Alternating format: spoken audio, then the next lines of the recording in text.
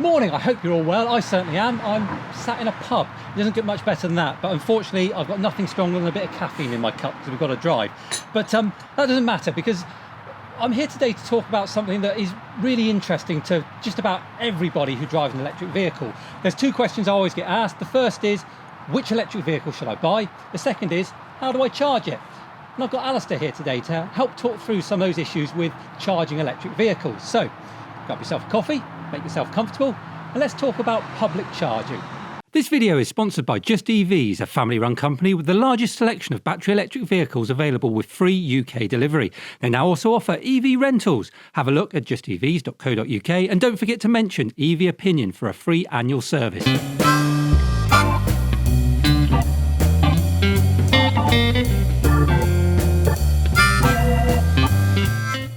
Alistair, welcome to the channel. Thank you ever so much for coming along. Pleasure. So this is Alistair, he's from ChargdEV, and he's here today to talk about a really exciting project that they're working on, which involves trying to bring together some of those public charging networks so that we don't have to worry about apps, RFIDs, contactless, just try and make things as simple as possible. So Alistair, thank you for coming along and talking to us today. I really appreciate it.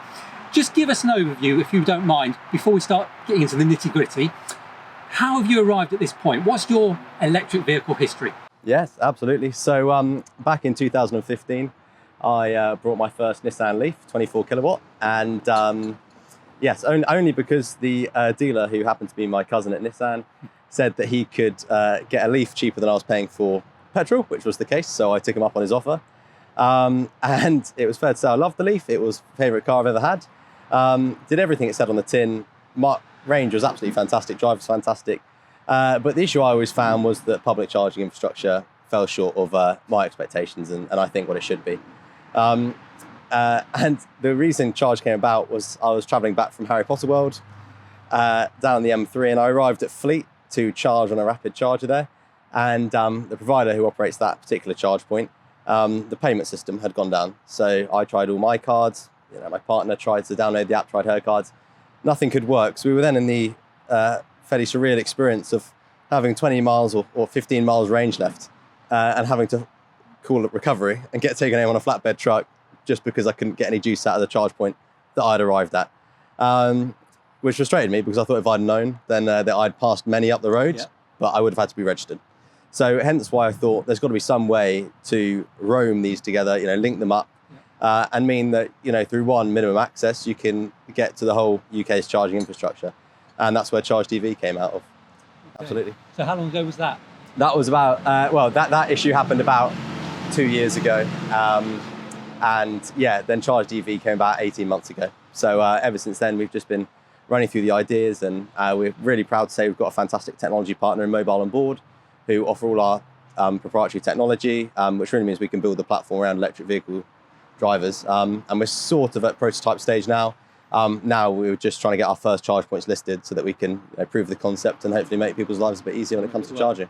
So the idea is there, it's formed. There's the initial steps have been taken. So you've got the people looking at programming the software in behind it. Yep. And you've got a website up and running now. Absolutely, yeah. And as far as bringing these charge partners together, so we talk about the big ones, Electric Highway, Polar, Instant Volt, but there's many, many more. Absolutely. There's literally hundreds, isn't there, all over the country. Yeah. How are you finding them? Are they willing to help? Are they doing anything to assist, or is it a battle? What's it like? It's a mixed bag. Some people are very much for roaming. Others already offer contactless, and therefore don't feel the same problems apply to them as other platforms, which is true. And roaming is really our initial aim is to try and round up the people who have app-based payments, because we're simply trying to allow people to have the one app rather than multiple to charge at those points. And we hope that in the future, even the contactless payment providers will list on the platform, even if it's not for the payment service, but more for the other features, which we'll come on to in a second. I think what consumers want is they want choice. They want to know that they don't want to have to pay by contactless or app or RFID card. They want a choice of all of the available ones they've used in the past and they will use in the future. The headline really is roaming. So we could turn up as users at any charge point with our app and connect to it. I mean, that's the dream, isn't it? Absolutely. That's where we want to be. Absolutely. I think we're realistic in this day and age we live in. there will be people that probably won't want to be involved in that. But as long as you've got the vast majority there, or a good selection of them, Yeah, I absolutely. think that headline becomes really, really interesting. But of course, it doesn't stop there for you. This is almost that's the grab. Yeah. But there's more to it than that. There's more in the app that you're looking at doing. So can you just tell us about some of the other features that you're looking at? Yeah, absolutely. And this is of course subject to change, and this is what we really want to make charging easier for EV drivers. And one of the things we've noticed is that EV drivers understand that it's different to driving a ICE car. They understand that, and therefore the charge times are different. The way you access electricity is different. The whole journey. So I think people trying to replicate ICE driving with an EV is not going to happen. But what we're trying to do is make it as easy as possible to go on this new revolution towards EV driving. So in the future, for people who are really time strapped or want to guarantee a charge point, we're looking at maybe introducing booking systems so you can pay a slight premium, but make sure that no one can access that charge point until you get there, which will help people who are on a tight turnaround, want to make sure they can get a charge. Of course, stuff like live status updates of charge points, that sort of thing, which also comes as well, which is a great bit of feedback we got from one of our feedback forms, which is that people, quite a lot of people want to see how used a charge point is on average. So if average, it's charging 20% of the day or 85% of the day, and therefore they might change their journey accordingly. So they might choose to try their luck at a less used one than a more used one. Yeah, so you almost two services. If you've got a premium service where you can pay that extra and be guaranteed, I've got my time slot to arrive, or for the rest of us, actually it's just being sensible about the charges you choose. Yeah, absolutely. It's the trouble I find with owning an EV and trying to explain to people how it works is it sounds very, very complicated. You have to try and say, if you go from A to B, you might need to stop twice. In order to find out where to stop, you could use ZapMap, PlugShare, any number of apps, and then you adjust your journey. But if one of them's not working, always have a second one in mind. Always stop a little bit short. Always give yourself that. And before you know it, they're switching off. They're falling asleep, and they don't want to know. So to have something that you can rely on, I think that's the key. So if this app tells me everything I need to know, that the charge is on and working, it only gets used 3 times a day, so there's a good chance it's going to be available, then I'm going to turn to that app and rely on it 100%. And then if that app will also allow me to have all my payment details in there, and I can just drive up to the charge point, it turns on, charges my car, and I drive away. That to me sounds like the perfect application to have on my phone. Yeah, absolutely. Well, that's what we're aiming for, and that is really the goal. And the other thing, that having a centralized app rather than individual registrations is all your charging history in one place. Which really, and this is where app or account-based payments really win over contactless. And it's not because of the payment method, it's more because of the data that's gathered. So with app-based payments, you have all your data, and if it's on one place, we can analyze that for you and give you a nice snapshot of how you're driving, how often you're charging, where you're charging, and when we have prices listed, we can then make recommendations to perhaps take a different route for either traffic reasons, through like our integration we plan to do with Waze, or for cheaper electricity, or for less usage and that sort of thing. So with all that data, we can really help build you a picture of how you're using your EV.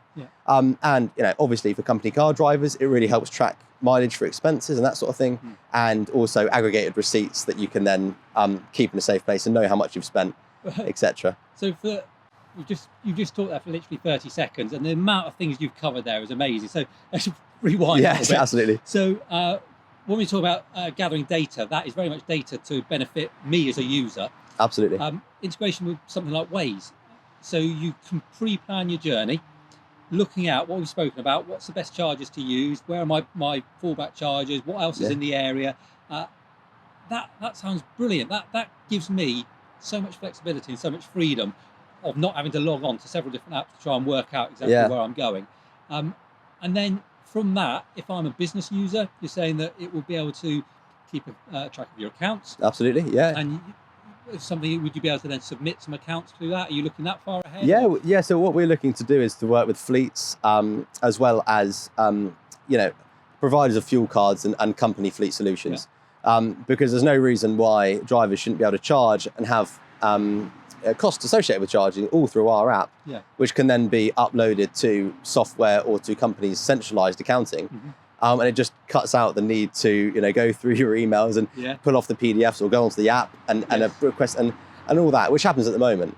And I think, especially with the news we've had recently about the company car tax for electric vehicles and fleets have been and are going to be a massive contributor to EV drivers. And it makes sense that there's a platform out there that's agnostic to where you charge, but still means you have all the benefits of a fuel card. And I think that's key, because people always say that the convenience is in contactless, because we can all just turn up and tap our card. Of course, if you've got a fuel card, they're not, most of them, I don't know if any, I don't use them, but the ones I have used in the past, none of those are contactless. So it gives that flexibility of using the app to pay, as opposed to having to go in with or try and work out, I've got a fuel card, but it doesn't work with this fuel pump, and how does all this come together? It just simplifies everything by the sounds of it. Absolutely, it helps. I mean, even if someone developed a physical RFID solution, for example, for company car drivers, that works if every bit of mileage is for business. But we're actually now seeing a shift towards, pure business drivers, towards sort of a grey or a middle fleet, which is, maybe using a company car but having private mileage, or vice versa, private car, company mileage. And they need to split their mileage between what they're paying for as personal users and what they're using as business users. And we just want to be able to make that easier so that you can just filter by the day of the week or where you charged or what time, and then we can split that down, and you can settle the bill for that, and your company can then be liable for the rest of it. It sounds so simple. It's almost too simple, and you worry about when you hear absolutely, these So where are the roadblocks at the moment? What are you coming up against that is stopping you from just rolling it out today? Well, I mean, we could roll it out right now today. What we need is charge point operators, and we've done everything we can right up until this point.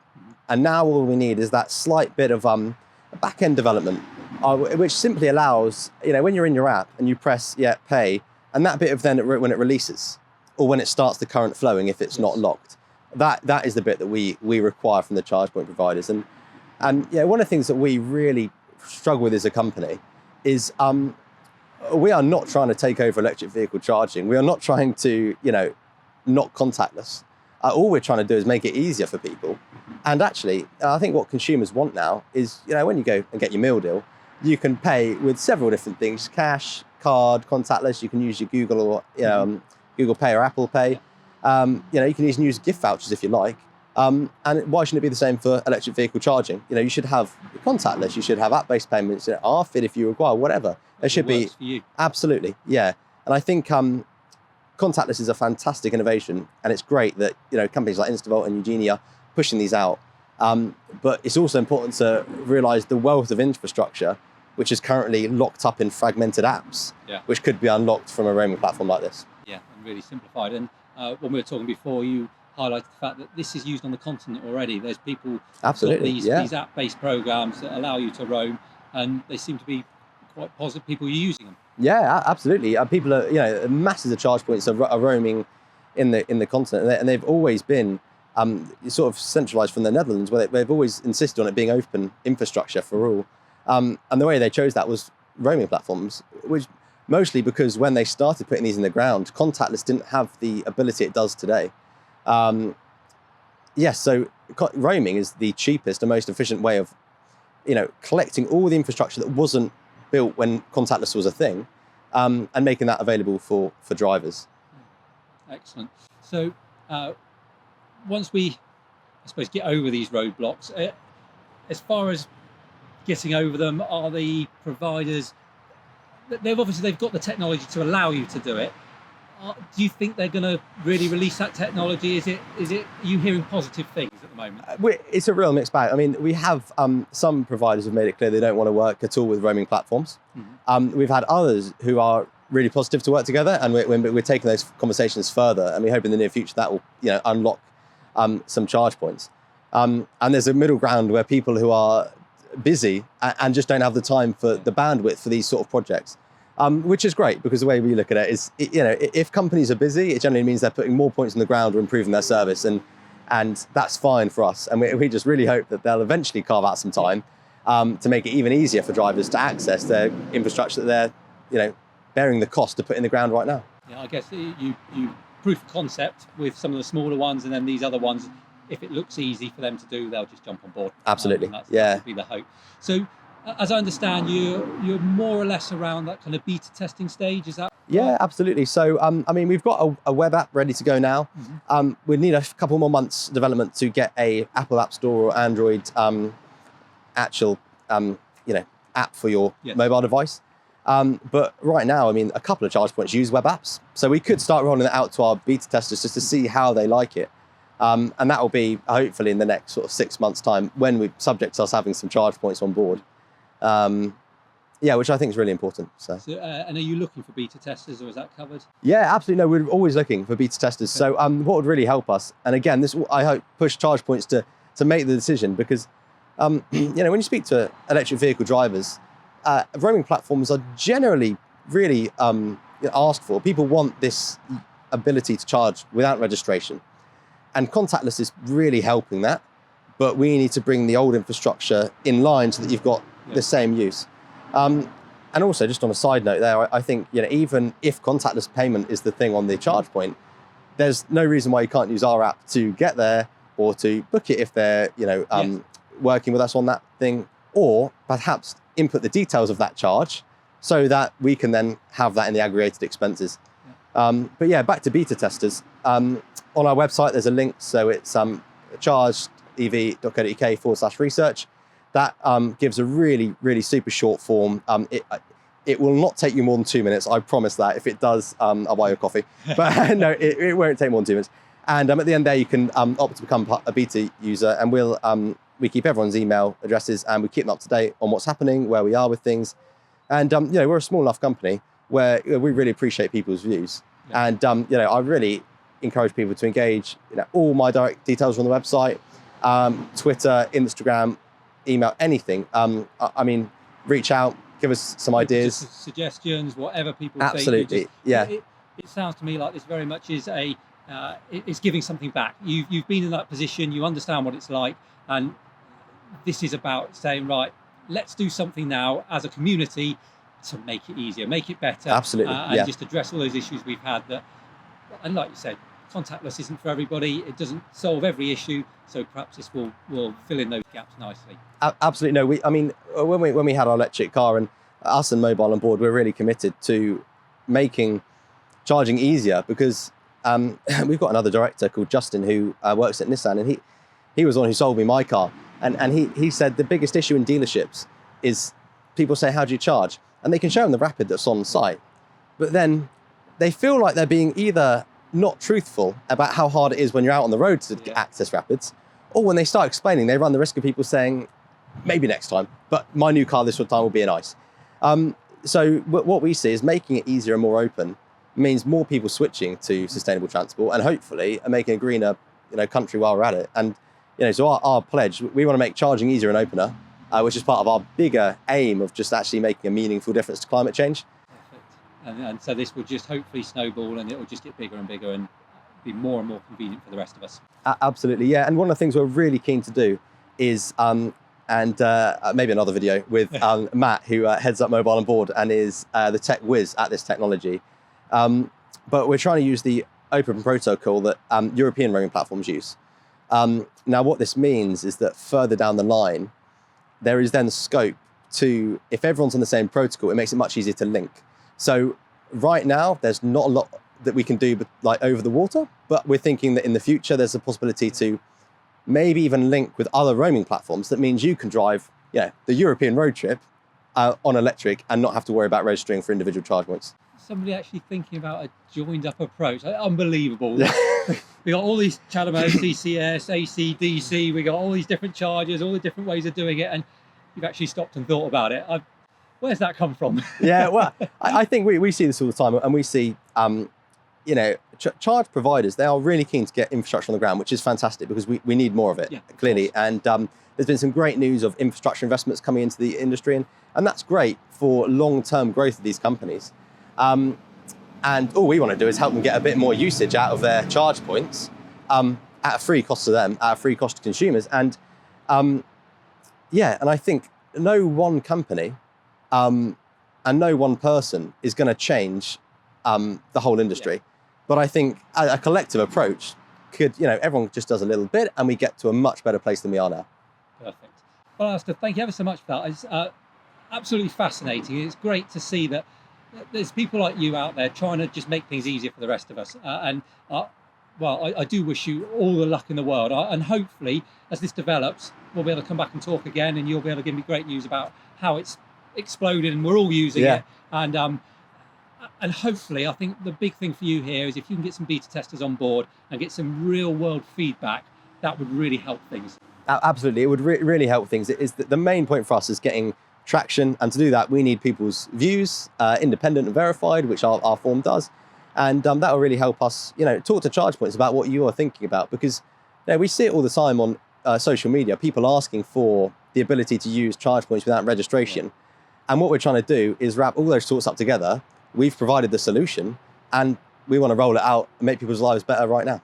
Brilliant. Alastair, thank you ever so much for talking pleasure. to us. Thank you very I really much. enjoyed it, and I wish you all the luck in the future. Thank you very much. Cheers. Well, there you go. That's for me was a really, really interesting chat. It's nice to hear that people are doing something different, not just for their own gain, but actually to try and put something back into our community. So if you are interested, go and have a look at that website. I'll put all the links in the description below, so you can get through to it easily. Sign up to be a beta tester, give your feedback, and let's have a good chat afterwards in the comments, because I'll be really interested to hear your views. It's very easy for me to sit here and get excited about it, because it is a really exciting project as far as I'm concerned. But what would your concerns be? What do you think about it? Do you think this could work? Do you think that perhaps you've seen this model elsewhere and you have some interesting input that you think you could feed back to me or back to Alastair? Please get involved. Please make some comments below, and let's have a good chat about it afterwards. But that's it for now. Hopefully you've enjoyed today's video. If you have, remember to like and share.